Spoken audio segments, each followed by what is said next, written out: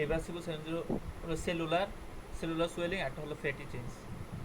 আর irreversible sell swelling. Necrosis আর apoptosis. আজকে আমরা necrosis দিয়ে স্টার্ট করছি। নেক্রোসিসটা অনেক ইম্পর্টেন্ট, এটা রিটেন এবং ভাইভা দুটোতেই আলাদা করে আসে। আর ভাইভাতে প্রচুর জিজ্ঞেস করে, স্পেশালি এক্সাম্পল গুলো। ঠিক আছে, necrosis is the series of morphological change that accompany cell death, largely resulting from the degradative symptoms of enzyme on lethally injured cell. আচ্ছা, কাল ওদিনই বলেছিলাম যে what is autolysis, what is heterolysis. Autolysis হচ্ছে নিজের দেন দিয়ে যদি লাইসিস হয় সেল, সেটাকে বলা হয় অটোলাইসিস। আর হেটারোলাইসিস হচ্ছে প্রোটেকশনের জন্য যদি কোনো ইমিটেন্ট সেল, যেমন নিউক্লিওফিল আসতে পারে, মনোসাইট বা ম্যাক্রোফেজ আসতে পারে, সেটার এনজাইম দিয়ে যদি লাইসিস হয় তাহলে ওটাকে আমরা বলি হেটারোলাইসিস। আচ্ছা, আমি আগে বলেছি নেক্রোসিসে কি ধরনের নিউক্লিয়ার চেঞ্জ হয়: পিগনোসিস, ক্যারিওহেক্সিস এবং ক্যারিওলাইসিস। এই চেঞ্জটা আমি একটু দেখাচ্ছি। আচ্ছা দেখো, পিগনোসিস জিনিসটা কি? এটা হচ্ছে নরমাল সেল। পিগনোসিসে হচ্ছে নিউক্লিয়াসটা কনডেন্স হয়ে ম্যাডাম আবার বলুন তো, বুঝা যায়নি। ডিপলি বেঞ্জোফিলিক একটা বলের মতো তৈরি হয়েছে পিগনোসিস। নেক্রোসিসে তিনটা চেঞ্জ হয় নিউক্লিয়াসে, একটা হচ্ছে পিগনোসিস, ক্যারিওলাইসিস। ক্যারিওহেক্সিস এবং ক্যারিওলাইসিস। পিগনোসিসটা হচ্ছে নিউক্লিয়াসটা কনডেন্স হয়ে এরকম ছোট একটা গোলাকৃতি আকার ধারণ করে, এটা হচ্ছে বেজোফিলিক, যেটার কালারটা হয় বেজোফিলিক। আচ্ছা, বেজোফিলিকটা আমরা ইউজুয়ালি ব্লুইশ কালার ধরি, আর ইউসিনোফিলিকটা হচ্ছে পিঙ্ক কালার ধরি। এখানে আমরা আমি বুঝে যাচ্ছি না, কালার আরেকবার নিয়ে কথা বলেন। বলবো। আমরা হিস্টোপ্যাথোলজিতে বা এখানে যে আমরা প্যাথোলজিতে স্টেইন ইউজ করি, বেসিক টাইপ হচ্ছে দুইটা, একটা ইউসিনোফিলিক আর একটা হচ্ছে বেজোফিলিক। এখানে বেজোফিলিক বলতে ব্লুইশ কালার বোঝায়, আর ইউসিনোফিলিক হচ্ছে পিঙ্কিশ কালার বোঝাবে। ঠিক আছে, তাহলে বেজোফিলিক এটা হচ্ছে কনডেন্স হয়ে পিগনোসিস ধারণ করে। এই এই নিউক্লিয়াসটাই যদি ফ্র্যাগমেন্টেশন হয়, দেখো ফ্র্যাগমেন্টেশন হয়ে কয়েকটা ভাগে ভাগ হয়ে গেছে, ওটাকে বলা হয় ক্যারিওহেক্সিস। আমি ছবিটা দেখাচ্ছি, পরে আমি রিডিংটা পড়াচ্ছি।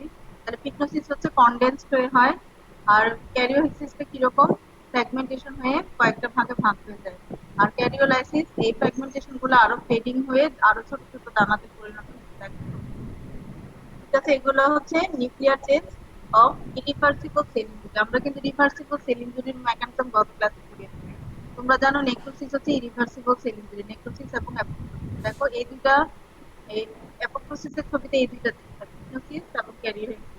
আর নেক্রোসিসে এই তিনটা চেঞ্জই পাওয়া যায়: পিগনোসিস, ক্যারিওহেক্সিস এবং ক্যারিওলাইসিস। দেখছো ছবিটা? অ্যাপোপ্টোসিসে শুধু দুইটা হয়, পিগনোসিস এবং ক্যারিওহেক্সিস, এবং নেক্রোসিসে এই তিনটা চেঞ্জই হতে পারে। এবার দেখো, আমরা একটু পড়ি পিগনোসিসটা কিরকম বলছি। ক্রোমাটিনটা শ্রিঙ্কেজ হয়, কনডেন্সড হয়, মোর বেজোফিলিক। কি বলছি? বেজোফিলিকটা হচ্ছে ব্লুইশ কালার টাইপের। ক্যারিওহেক্সিসটা আগে পড়ো। পিগনোটিক নিউক্লিয়াস ব্রেকডাউন ইনটু ফ্র্যাগমেন্ট, যেটা দ্বিতীয় ছবিটাতে ছিল। পিগনোটিক নিউক্লিয়াসটাই ছোট ছোট ফ্র্যাগমেন্টে বিভক্ত হয়। আর ক্যারিওলাইসিসটা কি? Basophilia of chromatin fade due to DNA sacrifice. যে বেজোফিলিয়াটা ছিল একটা ব্লুইশ কালার ছিল, ওটা ফেড ফেড হয়ে যায়। তাহলে আমরা যদি তিনটা চেঞ্জ, এই নিউক্লিয়ার চেঞ্জটা কিন্তু আলাদা করে ভাইবাতে ধরে, তাহলে কি করবো? পিগনোসিস, ক্যারিওহেক্সিস, ক্যারিওলাইসিস। ওকে, এবার আসো সবচেয়ে ইম্পর্টেন্ট টপিক, টাইপসটা কমনলি এক দুইজন পরপরই জিজ্ঞেস করবে ভাইবাতে। ঠিক আছে, টাইপটা খুব কমনলি জিজ্ঞেস করে। বেসিক টাইপ দুইটা, 1 নাম্বার আর 3 নাম্বারটা দেখো। বেসিক টাইপ হচ্ছে কোয়াগুলেটিভ নেক্রোসিস এবং লিকুইফেক্টর। আর আদার্স টাইপস এর মধ্যে হচ্ছে caseous, fat. Fat necrosis, fibrinoid necrosis এবং গ্যাংগ্রিনাস নেক্রোসিস। ঠিক আছে, এবার আসো কোয়াগুলেটিভ নেক্রোসিস। তোমরা ডিম দেখছো না? জি। ডিম আমি যদি সিদ্ধ করি তাহলে কি হয়? ডিমের ভেতরের অংশটা কি হয়? হার্ডেন হয়ে যায়। এখানে ডিন্যাচারেশন হয় প্রোটিন, কিন্তু পুরো ডিমটার স্ট্রাকচার কিন্তু ইনট্যাক্ট থাকে। উপরে কি কোনো চেঞ্জ হয় ডিমের? আমি সিদ্ধ করার পরে চেঞ্জ হয় না। এটা কোয়াগুলেটিভ নেক্রোসিসটা ঠিক একই রকম, মানে বেসিক আউটলাইন এবং আর্কিটেকচারটা প্রিজার্ভ থাকে, এখানে শুধু কি হয়? ডিন্যাচারেশন অফ প্রোটিন হয়। তাহলে কোয়াগুলেটিভ নেক্রোসিসের চেঞ্জ বলতে পারবে? এটাও কিন্তু বেসিক আউটলাইন এবং আর্কিটেকচার কিন্তু ইনটেক্ট থাকে, এখানে কি চেঞ্জ হয়? ডিন্যাচারেশন অফ প্রোটিন। আচ্ছা, এখন যদি বলে এক্সাম্পল, এক্সাম্পলটা খুবই ইম্পর্টেন্ট। তাহলে বলতে হবে হাইপোক্সিক ডেথ অথবা ischemic necrosis of all solid organ except brain. আমি যদি বলি যে ধরো হার্টে মায়োকার্ডিয়াল ইনফার্কশন হচ্ছে, কি ধরনের নেক্রোসিস হবে? হার্টে হার্টে ধরো ইসকেমিক হবে, মায়োকার্ডিয়াল ইনফার্কশন হচ্ছে, তাহলে কি ধরনের নেক্রোসিস হবে? Ischemic ischemic necrosis specific type হচ্ছে কোয়াগুলেটিভ নেক্রোসিস। আমি কি বলছি এটার example? Ischemic necrosis of all solid organ except brain. এখন যদি আমি বলি যে ব্রেইনে স্ট্রোক হয়েছে, তাহলে ওখানে কি ধরনের নেক্রোসিস হবে? ওখানে হয় লিকুইফেক্টিভ। আমার কথা বুঝছো? তাহলে কোয়াগুলেটিভ আর লিকুইফেক্টিভ হচ্ছে বেসিক টাইপ, আদার্স টাইপ আমরা পরে যাচ্ছি। তাহলে এখানে যদি আমি এক্সাম্পল বলি, তাহলে hypoxic death of all solid tissue except brain. তাহলে তখনই জিজ্ঞেস করবে যে ভাইবাতে তাহলে ব্রেইনে কি ধরনের নেক্রোসিস হয়? ব্রেইনে হয় লিকুইফেক্টিভ নেক্রোসিস। মনে থাকবে? Yes ma'am. আরেকটা এক্সাম্পল আছে গামা অফ টারশিয়ারি সিস্টেম। এই দেখো মায়োকার্ডিয়াল ইনফার্কশন, ঠিক আছে, এটা হচ্ছে নরমাল, আর এটা হচ্ছে এই যে নেক্রোসিস ইউসিনোফিলিক কিছু ম্যাটেরিয়াল দেখা যাচ্ছে, এগুলো হচ্ছে নেক্রোসিস ম্যাটেরিয়াল। দেখো এখানে কিন্তু এতগুলো ইউসিনোফিলিয়া না, এখানে কিন্তু নেক্রোসিস এই জায়গাটা সেলুলার সেলগুলো কমে গেছে, এখানে নেক্রোটিক ম্যাটেরিয়াল। এবার আসো ক্যাজিয়াস নেক্রোসিস। আগে যেমন সেলুলার আউটলাইনটা প্রিজার্ভ ছিল, এখানে দেখো cell outline is not preserve, ঠিক আছে।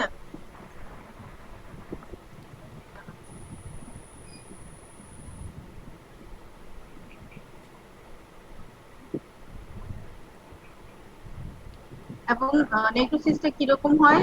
সফটেনিং দ্য নেক্রোসড এরিয়া। আচ্ছা, আমরা ওখানে পড়েছিলাম ischaemic necrosis of bulk solid organ except brain, আর দেখো লিকুইফেক্টিভ নেক্রোসিসে হাইপোক্সিক নেক্রোসিস অফ ব্রেইন। তাহলে যদি বলে ব্রেইনে কি ধরনের নেক্রোসিস হবে, তাহলে ওটা কি ধরনের? Liquefactive necrosis. কারণ তোমরা জানো আমাদের দেশে দুইটা জিনিস কিন্তু কমন, আমরা বলি হার্ট অ্যাটাক বা যেটা মায়োকার্ডিয়াল ইনফার্কশন। এটা কিন্তু জিজ্ঞেস করবে আলাদা করে ভাইবাতে, তোমাকে ডাইরেক্টলি হয়তো এক্সাম্পল ধরবে না, ঘুরায় ধরতে পারে যে এমআই হলো বা মায়োকার্ডিয়াল ইনফার্কশন হলো, হার্টে কি ধরনের নেক্রোসিস হবে, তাহলে কি বলবে? Coagulative necrosis. অথবা জিজ্ঞেস করতে পারে ব্রেন স্ট্রোক হলো, ঠিক আছে, ব্রেনে স্ট্রোক হলো, ব্রেনে কি ধরনের নেক্রোসিস আমরা পাবো? তাহলে লিকুইফেক্টিভ নেক্রোসিস। ভুল হবে না मैम। না। তাহলে। আর ধরো লিভার স্প্লিনে নেক্রোসিস হলো, কি ধরনের নেক্রোসিস পাবে? কোয়াগুলেটিভ নেক্রোসিস, ঠিক আছে। তাহলে সলিড অর্গান গুলাতে কোয়াগুলেটিভ নেক্রোসিস, আর শুধু ব্রেন টিস্যুর ক্ষেত্রে আলাদা করে বলা আছে এটাতে লিকুইফেক্টিভ। এছাড়াও তোমরা লিকুইফেক্টিভ নেক্রোসিস দেখেছো, কোথায় দেখেছো? এই যে ছোট ছোট কারো না কারো ফোড়া হয় বা ছোট ব্রণ ওঠে না, এগুলো বয়েল অ্যাবসেস, এগুলোও কিন্তু লিকুইফেক্টিভ নেক্রোসিস। দেখবা যে এটা যদি তুমি কি করো, পাংচার করো, এরকম কি হবে? লিকুইড একটা পাস বের হয়ে আসবে না? এগুলো সবই লিকুইফেক্টিভ। তাহলে লিকুইফেক্টিভ নেক্রোসিসের এক্সাম্পলে কি কি বলবা? বয়েল অ্যাবসেস আর hypoxic necrosis of brain tissue. Boil abscess, hypoxic necrosis of brain tissue. তাহলে বয়েল অ্যাবসেস কোনো না কোনো ভাবে দেখছো যে কারো না কারো পিউবার্টি এতেও কিন্তু ব্রণ উঠে, ছেলেদেরও উঠে মেয়েদেরও উঠে, তাহলে ওগুলো কিন্তু লিকুইফেক্টিভ। এবার হচ্ছে আদার্স টাইপ। আদার্স টাইপস এর মধ্যে এই নেক্রোসিসটা খুবই ইম্পর্টেন্ট, কারণ আমাদের দেশে কিন্তু তোমরা জানো যক্ষ্মা বা যেটা টিউবারকুলোসিস আমরা বলি, এটা কমন। এই টিউবারকুলোসিসে কোন নেক্রোসিসটা পাওয়া যায়? ক্যাজিয়াস নেক্রোসিস। ক্যাজিয়াস নেক্রোসিস, এটা ক্যাজিয়াস নাম কেন বলা হয়েছে জানো? Cheese like white, cheesy white material থাকে, হোয়াইট, এটার নাম হচ্ছে ক্যাজিয়াস নেক্রোসিস, ঠিক আছে। আচ্ছা, এটা মনে রাখার একটা স্পেসিফিক আমি সূত্র সবসময় বলে দিই স্টুডেন্টদের, তোমরা অ্যাকিউট গ্যাস্ট্রাইটিস লিখো না, এজিই, নাম শুনছো? এটা হয়তো মেডিসিনে গিয়ে পড়বে। আমরা হচ্ছে যে ডায়রিয়া হয়, আমরা কিন্তু ডায়াগনোসিসে ক্লিনিক্যাল ডায়াগনোসিসে লিখি অ্যাকিউট গ্যাস্ট্রাইটিস, এজিই। আমি এটা এভাবেই মনে রাখতে বলি, এটা এজিই দিয়ে অ্যামোরফাস গ্র্যানুলার ইউসিনোফিলিক লিখো, এটা আলাদা করে। অ্যামোরফাস গ্র্যানুলার, এখানে নেক্রোসিসটার মরফোলজি কিরকম হবে? অ্যামোরফাস গ্র্যানুলার ইউসিনোফিলিক, এজিই দিয়ে মনে রাখবে, তাহলে ভুল হবে না, ঠিক আছে। আচ্ছা, এখানেও কিন্তু সেল আউটলাইনটা প্রিজার্ভ থাকে না। এটার ইনফেকশনের কারণ কি? এটার এক্সাম্পল হচ্ছে টিউবারকুল অফ মাইকোব্যাকটেরিয়াম ইনফেকশন, যেটা হচ্ছে ক্যাজিয়েটিং গ্র্যানুলোমা তৈরি করে। তাহলে গ্র্যানুলোমা আমরা কোন দিকতে করি? আমরা সিস্টেমিকে আরো ডিটেইলস করব, তবে বেসিকই মনে রাখো, যদি ক্যাজিয়াস নেক্রোসিসের একটা এক্সাম্পল জানতে চায়, একটা এক্সাম্পল, এটা না পারলে ফেল হয়ে যাবে পরীক্ষার হলে, প্লিজ দয়া করে এটা ইনফিনিটি স্টার মারো। এই এক্সাম্পলটা না বলতে পারলে ফেল হয়ে যাবে, শুধু একটা এক্সাম্পল, কারণ আমাদের কাছে টিউবারকুলোসিস কমন। তো তুমি যদি ক্যাজিয়াস নেক্রোসিসের এক্সাম্পল গ্র্যানুলোমা অফ টিউবারকুলোসিস না বলতে পারো, ফেল হয়ে যাবে। ঠিক আছে, তাহলে লিখো গ্র্যানুলোমা অফ টিউবারকুলোসিস, এটা ক্যাজিয়াস নেক্রোসিসের এক্সাম্পল। এবার এটার একটা ছবি দেখাই, এই দেখো, এই যে মাঝখানে যে দেখো আমি কি বলছি, ইউসিনোফিলিক কালারটা একটু পিঙ্কিশ টাইপের হয়, এখানে কিন্তু কোনো থাকে না, সরি নিউক্লিয়াস থাকে না। নেক্রোসিসে নিউক্লিয়াস গুলো কি হয়, নষ্ট হয়ে যায়। তাহলে এই জায়গাটাতে দেখো এসেলুলার নিউক্লিয়াস বিহীন এবং একটা ইউসিনোফিলিক ম্যাটেরিয়াল, এটাই হচ্ছে মাঝখানে যেটা, এটাই ক্যাজিয়াস নেক্রোসিস। এটা একটা লিম্ফ নোডের স্ট্রাকচার, যেখানে একটা লিম্ফ নোড গ্র্যানুলোমা হয়েছে, এটা ক্যাজিয়াস মিডিয়াতে। এরপরে আমরা ইনফ্লামেশন চ্যাপ্টারে, পরবর্তী চ্যাপ্টারে এটা ডিটেইলস করি। এখানে শুধু তোমার এক্সাম্পলটা জানতে হবে। এখানে কিছু হিস্টোলজিক্যাল ফিচার আছে, এই যে দেখো লিম্ফ নোডের মধ্যে এইগুলা লিম্ফোসাইট, লিম্ফ নোডের নরমাল স্ট্রাকচার, এই জায়গাটাতে নেক্রোসিস হয়ে কি হয়ে গেছে, একটা ইউসিনোফিলিক ম্যাটেরিয়াল। তাহলে আমি এটার বর্ণনা কি বলছিলাম, অ্যামরফাস গ্র্যানুলার ইউসিনোফিলিক, মনে থাকবে? Yes, ma'am.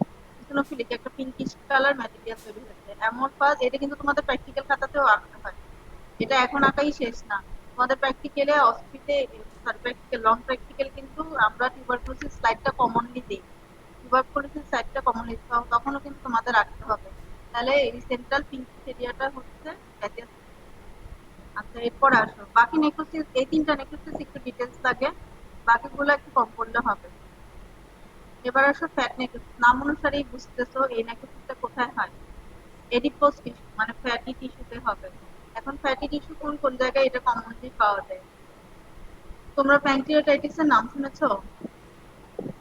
আমাদের একটা গ্ল্যান্ড আছে যেটা প্যানক্রিয়াস, তোমরা জানো, ওগুলো বেসিকে পড়েছো, যে এটার এক্সোক্রাইন এন্ডোক্রাইন পোর্শন আছে, আমাদের ইনসুলিন গ্লুকাগন এই প্যানক্রিয়াস গ্ল্যান্ড থেকেই রিলিজ হয়। এই প্যানক্রিয়াসের মধ্যে কিন্তু কিছু ফ্যাট আছে, ঠিক আছে? এই প্যানক্রিয়াটিক যে ফ্যাট নেক্রোসিস, এটাকে আমরা বলি কি এনজাইমেটিক ফ্যাট। তাহলে ফ্যাট নেক্রোসিসের দুইটা পার্ট, একটা হচ্ছে এনজাইমেটিক ফ্যাট নেক্রোসিস, যেটা কোথায় হয়, প্যানক্রিয়াসে, আর একটা হচ্ছে ট্রমাটিক ফ্যাট নেক্রোসিস, যেটা হয় ব্রেস্টে after trauma, breast after trauma. তাহলে ফ্যাট নেক্রোসিসের দুইটা এক্সাম্পল আছে, একটা হচ্ছে এনজাইমেটিক ফ্যাট নেক্রোসিস কোথায় হয়, প্যানক্রিয়াসে, আর ট্রমাটিক ফ্যাট নেক্রোসিস কোথায় হয়, ব্রেস্ট। তোমাদের জন্য ডেন্টালের জন্য এতটুকু জানতে পারলেই হবে। তাহলে এটার এক্সাম্পল আমরা দুটো পড়লাম, একটা হচ্ছে প্যানক্রিয়াটিক টিস্যু, আর একটা হচ্ছে ব্রেস্টে। এবার আসো ফিব্রিনয়েড নেক্রোসিস। ফিব্রিনয়েড নেক্রোসিস সবসময় মনে রাখবে এটা হয় ব্লাড ভেসেলে, ফিব্রিনয়েড নেক্রোসিস হয় ব্লাড ভেসেলে। তো কোন কোন কি কি ডিজিজে হতে পারে, ভাস্কুলাইটিস, ম্যালিগন্যান্ট হাইপারটেনশন, এসব কারণে ফিব্রিনয়েড নেক্রোসিস। একটা ছবি দেখাচ্ছি, এটা নরমাল একটা ব্লাড ভেসেল, এখানে হচ্ছে ফিব্রিনয়েড নেক্রোসিস, একটা ইউসিনোফিলিক একটা ম্যাটেরিয়াল তৈরি হয়েছে, ঠিক আছে? এখানে কিছু ইনফ্লামেটরি সেলও থাকে, নিউট্রোফিল। আচ্ছা, এখানে নেক্রোসিসের আরেকটা ইম্পর্টেন্ট ক্রাইটেরিয়া, বুঝতে পারছো, নেক্রোসিসের একটা ইম্পর্টেন্ট ক্রাইটেরিয়া কিন্তু নেক্রোটিক ম্যাটেরিয়ালের পাশাপাশি ইনফ্লামেটরি সেল থাকে। তোমরা যখন ইরিভার্সিবল সেল ইনজুরি দুইটা পড়বে, নেক্রোসিস এবং অ্যাপোপ্টোসিস, ঠিক আছে, চিটং মেডিকেল থেকে যারা এক্সামিনার তারা আসছে, কিন্তু এই ডিফারেন্সটা খুব বেশি করে, নেক্রোসিস এবং অ্যাপোপ্টোসিস। আমরা এরপরে অ্যাপোপ্টোসিস করব, তবে এই ডিফারেন্সটা অনেকেই বলতে পারে না, মানে হয়তো পরীক্ষার সময় ভুলে যায়, এটা স্পেসিফিক্যালি এজন্য আমি মনে রাখতে বলি। নেক্রোসিসে অ্যাসোসিয়েট ইনফ্লামেটরি থাকে বা ইনফ্লামেটরি সেল থাকে, অ্যাপোপ্টোসিসে কিন্তু কোনো ইনফ্লামেটরি সেল থাকবে না, এটা আমি পরবর্তীতে আবার বলবো। এবার আসো গ্যাংগ্রিনাস নেক্রোসিস। তোমরা গ্যাংগ্রিন দেখেছো কখনো? অনেকের বাসায় দেখবা যে ডায়াবেটিক পেশেন্ট থাকে, ডায়াবেটিক ফুড, এটাও কিন্তু একটা গ্যাংগ্রিনাস নেক্রোসিস। আচ্ছা, এখানে আমি একটু কোয়াগুলেটিভ আর গ্যাসিয়াস নেক্রোসিসের ডিফারেন্সটা বলছি। কোয়াগুলেটিভ নেক্রোসিসে কিন্তু সেল আউটলাইন, টিস্যু আর্কিটেকচার এগুলো প্রিজার্ভ থাকে, গ্যাসিয়াস নেক্রোসিস হয়ে যায়। অ্যাফেক্টেড এরিয়াটা পেল স্মুথ হোমোজেনাস, আর এটা গ্র্যানুলার এবং হোয়াইট। এটা তোমাদের লাগবে না, বাদ দাও।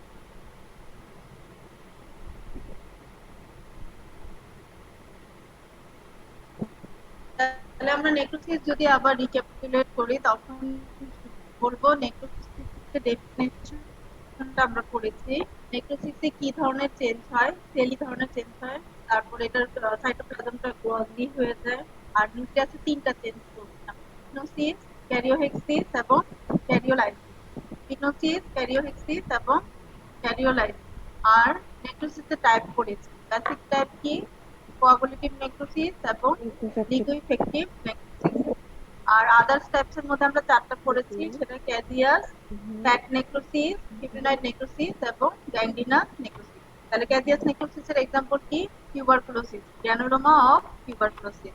ফ্যাট নেক্রোসিস দুই জায়গায় হয়, একটা হচ্ছে প্যানক্রিয়াস আর একটা হচ্ছে ব্রেস্ট, ঠিক আছে।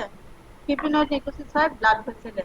আর গ্যাংগ্রিনাস নেক্রোসিসের তিনটা টাইপ আছে, এগুলো তোমরা হয়তো সার্জারি ওয়ার্ডে পড়াবে, এখানে তোমাদের জন্য শুধু এক্সাম্পল মনে রাখলেই হবে। গ্যাংগ্রিনাস নেক্রোসিস হচ্ছে ড্রাই গ্যাংগ্রিন আছে, ময়েস্ট গ্যাংগ্রিন আছে আর গ্যাস গ্যাংগ্রিন আছে।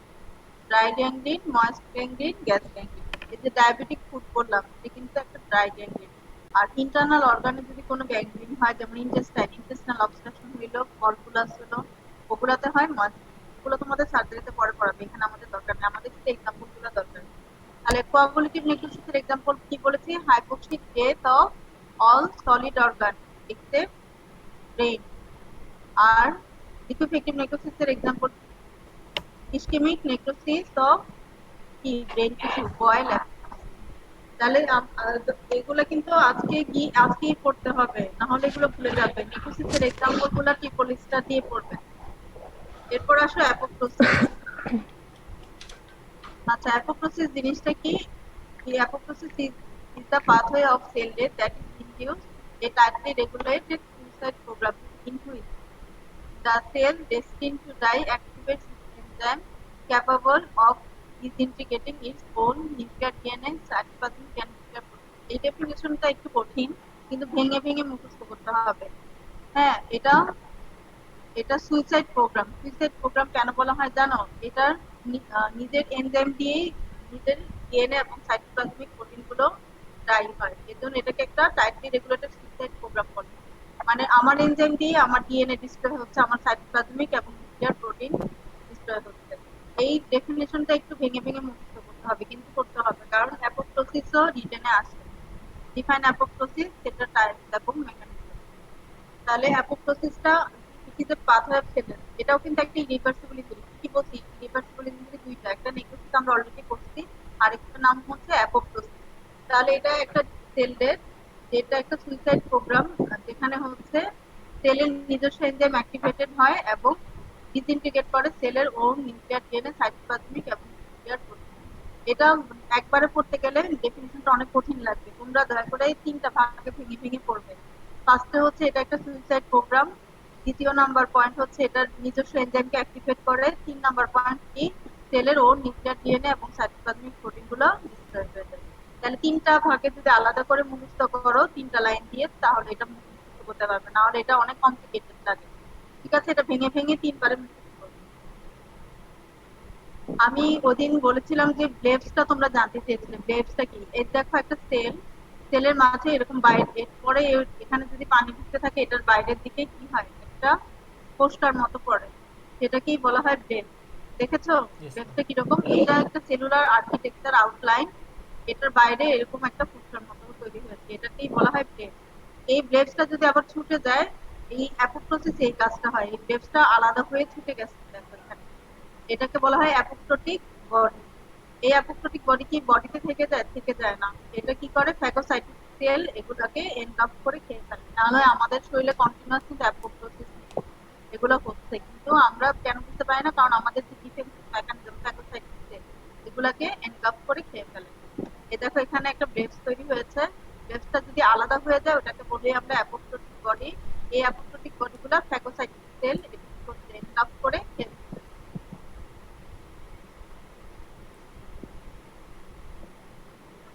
আচ্ছা, এখানে যখন নেক্রোসিস এবং অ্যাপোপ্টোসিসের ডিফারেন্স পড়বে তখন এই কথাটা আসবে।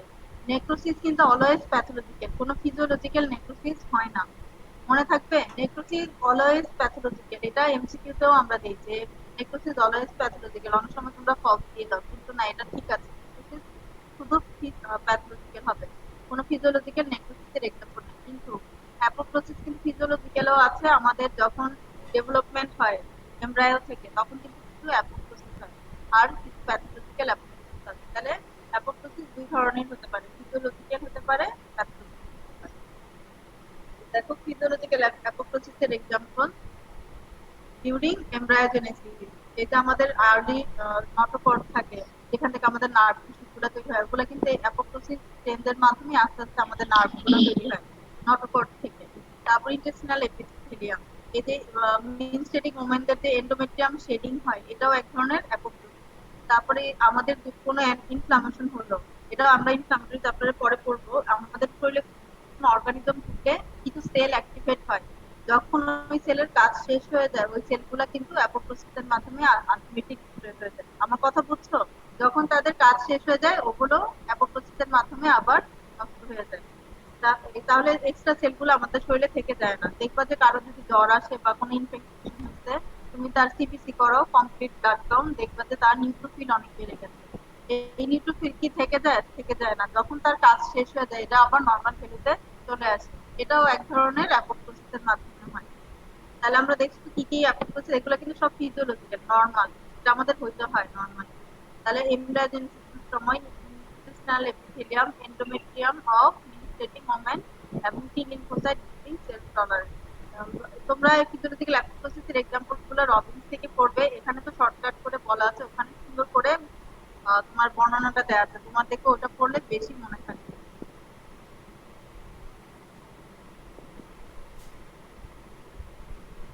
আচ্ছা, আমরা যে কেমোথেরাপি দিই বা রেডিওথেরাপি দিই, তোমরা জানো ক্যান্সারের পেশেন্টদের কেমোথেরাপি বা রেডিওথেরাপি দেওয়া হয়। হ্যাঁ, ওখানে যে মানে ইনজিউর সেলগুলা রিমুভাল হয়, ওটাও অ্যাপোপ্টোসিসের একটা কাজ।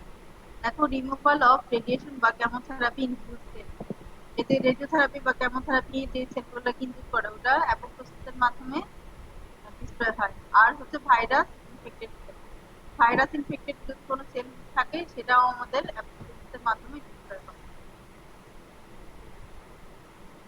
এখন দেখো তোমাদের অ্যাপোপ্টোসিসের স্টেপ গুলো আসে, অ্যাপোপ্টোসিসের স্টেপ গুলো আসে।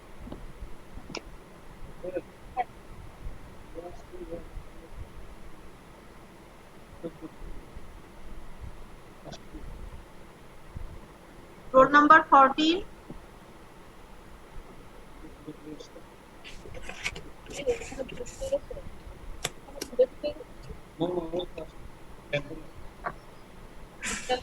আচ্ছা রোল নাম্বার 14, রোল নাম্বার 14 একটু ভিডিও অন করো। রোল নাম্বার 14 আশিক পুরোটা না, তারশিফ, রোল নাম্বার 14 তারশিফ, তুমি কি আছো?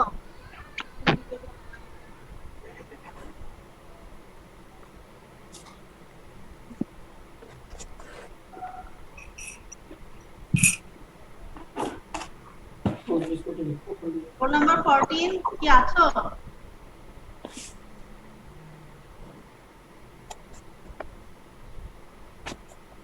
রোল নাম্বার ম্যাম ওকে 14, ওকে দেখা যাচ্ছে না এখানে। হ্যাঁ দেখা যাচ্ছে। না দেখা যাচ্ছে না। ভিডিও অন করো। রোল নাম্বার 14 স্যার খুঁজতেছেন তোমাকে। ম্যাডাম এখানে জয়েন দে নেই।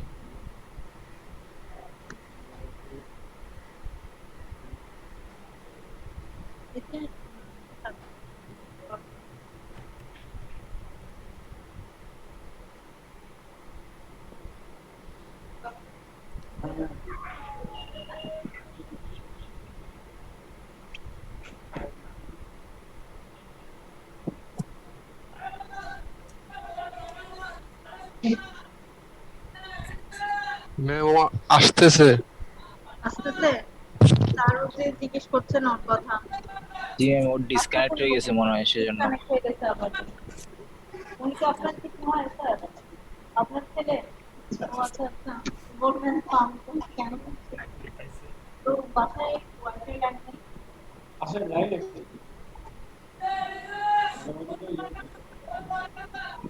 আচ্ছা, স্যারের ছেলে, আমি জানতাম না। ঠিক আছে ঠিক আছে স্যার। আচ্ছা, এখন দেখুন অ্যাপোপ্টোসিসের মেকানিজমটা। অ্যাপোপ্টোসিসের মেকানিজমে 4টা পয়েন্ট মেইনলি বলতে হয়। সেটা হচ্ছে নরমাল সেল, দেখো এটা। আর অ্যাপোপ্টোসিসে কি হয়? শ্রিঙ্কেজ হয়। শ্রিঙ্কেজ হয়ে কিসমিস যেরকম মানে ইরেগুলার শেপ হয়ে যায়। কিসমিস ধরো নরমাল ছিল আঙ্গুল, তারপরে এটা কি হয়? শ্রিঙ্কেজে কিসমিসের মতো হয়ে গেছে, এটা এরকম ইরেগুলার শেপ হয়ে গেছে, তাহলে কনডেনসেশন। ফার্স্ট স্টেজে কি হয়? Cellular condensation. কনডেনসেশন হওয়ার পরে দেখো এখানে ব্লেব তৈরি হয়েছিল। এই যে ইরেগুলার যে এগুলো হচ্ছে ব্লেব। ব্লেব গুলো যদি ডিভাইড হয়ে যায়,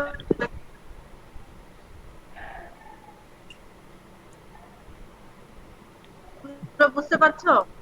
সেলটা ডান পাশের দিকে আসো, এটা সেলটা কনডেন্স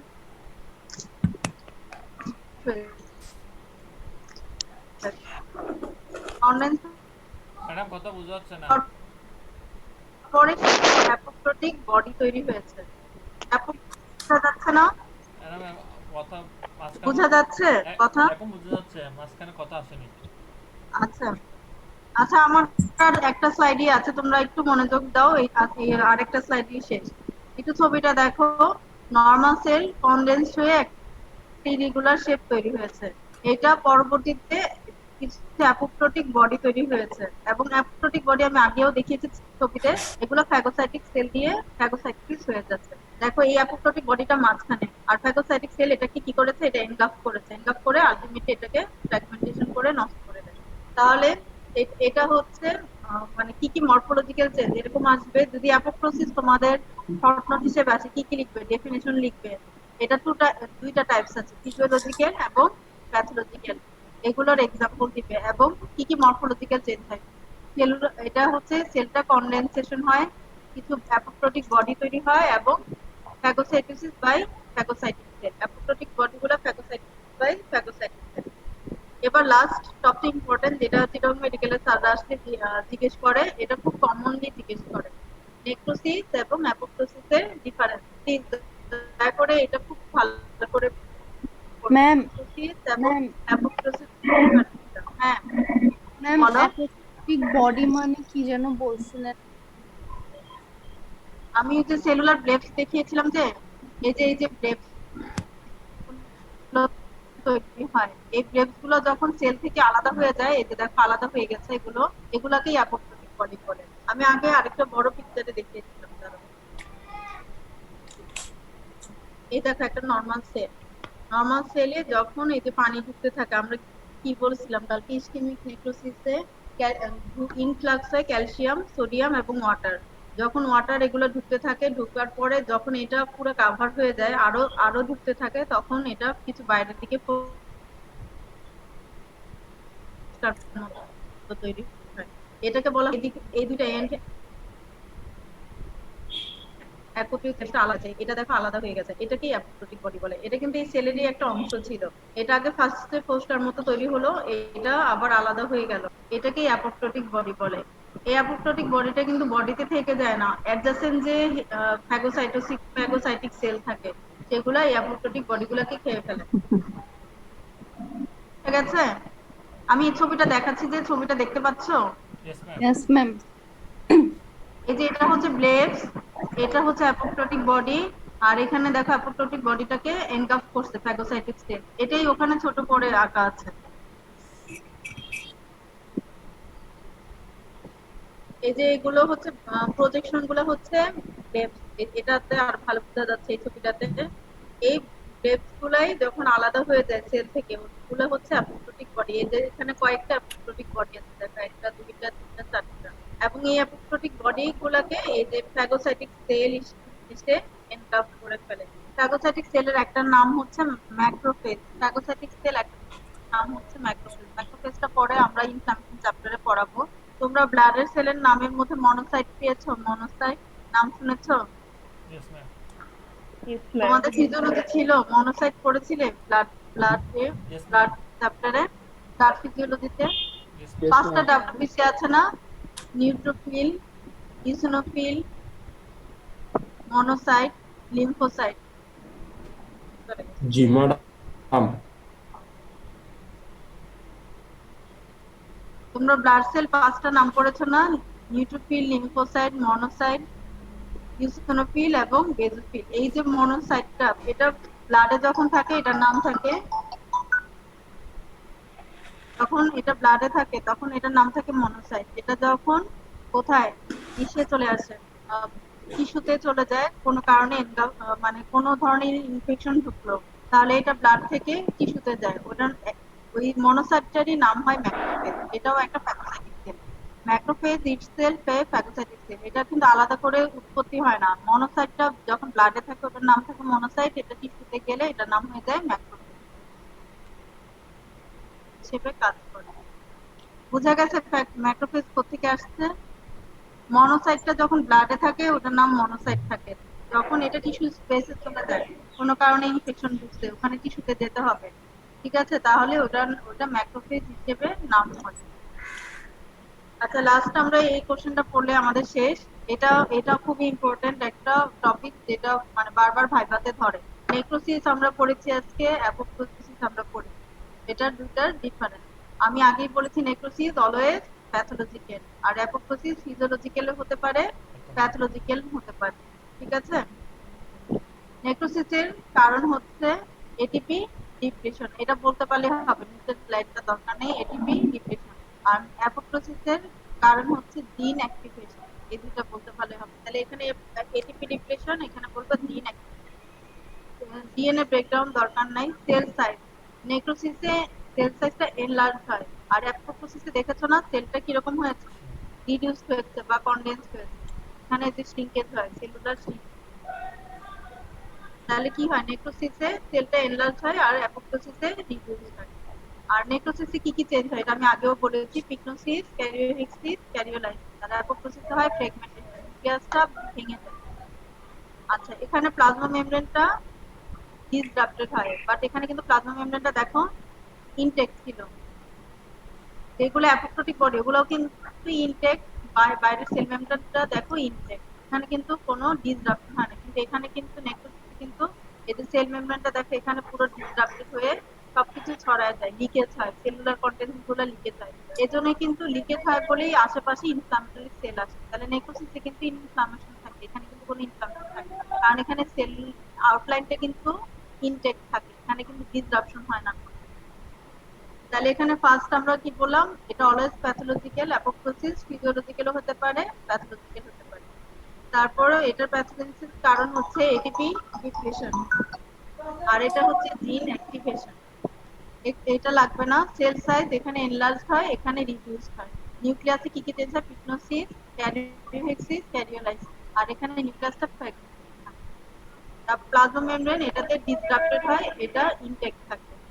সেলুলার কন্টেন্ট, এখানে এনজাইমেটিক ডাইজেশন থাকে, বাট এখানে ইনটেক্ট থাকে। এখানে কি তৈরি হয়, অ্যাপোপ্টোটিক বডি তৈরি হয়। এটা স্টার মারো। শেষের এক্সাম্পলটা আমি আগেই বলেছি যে শেষের ডিফারেন্সটা খুবই বেশি ধরে এবং তোমরা ভুলে যাও বলার সময়। অ্যাডজাসেন্ট ইনফ্লামেশন কোনটাতে থাকবে, নেক্রোসিসে থাকবে, বাট অ্যাপোপ্টোসিসে কিন্তু কোনো ইনফ্লামেটরি সেল থাকবে না, কারণ তোমার পুরো সেলুলার আউটলাইনটা ইনটেক্ট থাকে। আর নেক্রোসিসে কি হয়, সেলুলার আউটলাইনটা ডিসরাপ্টেড হয়ে যায়, ভিতরের যত ম্যাটেরিয়াল বাইরে চলে আসে, তার কারণে ইনফ্লামেটরি সেল এখানে ঢুকার চান্স থাকে। ঠিক আছে, তাহলে কোনটাতে ইনফ্লামেশন থাকে, নেক্রোসিস না অ্যাপোপ্টোসিস? নেক্রোসিস। কোনটাতে নেক্রোসিস। ইনফ্লামেটরি সেল থাকে, কোনটাতে? Necrosis ma'am. নেক্রোসিস। আর ইয়েতে নেক্রোসিস কি ফিজিওলজিক্যাল হয়? না, প্যাথোলজিক্যাল। না, শুধু Pathological. প্যাথোলজিক্যাল, ঠিক আছে। নেক্রোসিসে সেলটা বড় হয় আর অ্যাপোপ্টোসিসে সেলটা শ্রিঙ্কেজ হয় বা ছোট হয়, ঠিক আছে। আর নেক্রোসিসে কি কি চেঞ্জ হয়, নিউক্লিয়াসে পিকনোসিস, নিউক্লিওহেক্সিস, ক্যারিওলাইসিস। আর অ্যাপোপ্টোসিসে ফ্র্যাগমেন্টেশন, ঠিক আছে। আজকে কি কি পড়িয়েছি আমি, নেক্রোসিসটা ডিটেইলস পড়বা, অ্যাপোপ্টোসিসটা ডিটেইলস পড়বা, আর দুইটার কি হবে, এটা ডিফারেন্সটা পড়বা। এখানে কিন্তু অনেকগুলো রিটেন এবং ভাইভা কোশ্চেন তোমাদের কভার হয়ে গেছে। সেল ইনজুরি দিয়ে কিন্তু তোমাদের ভাইভা বোর্ড শুরু হয়। আমি বারবার বলছি সেল ইনজুরি দিয়ে ভাইভা বোর্ড শুরু হবে। এই চ্যাপ্টারটা না পারলে পরবর্তীতে যাওয়ার তো প্রশ্নই আসে না, ঠিক আছে। তাহলে এটা তোমার স্টার্টিং যদি খারাপ হয় তাহলে দেখবা তোমাকে এমন ভিতরে ঢুকাবে যে তুমি আর বের হয়ে আসতে পারবে না। এই জন্য ভাইভা শুরুটাও খুব ইম্পর্টেন্ট, এবং এই চ্যাপ্টারটা দিয়েই শুরু হয়। এরপরে হেমাটোলজি, দেন হচ্ছে জেনারেল প্যাথোলজি বা ক্লিনিক্যালটা তোমাদের ধরে।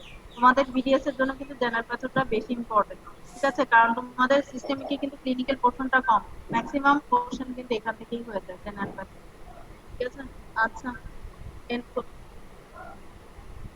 আচ্ছা দাঁড়াও তোমাদের রোল কল ম্যাম আমাদের আবার পিডিএফটা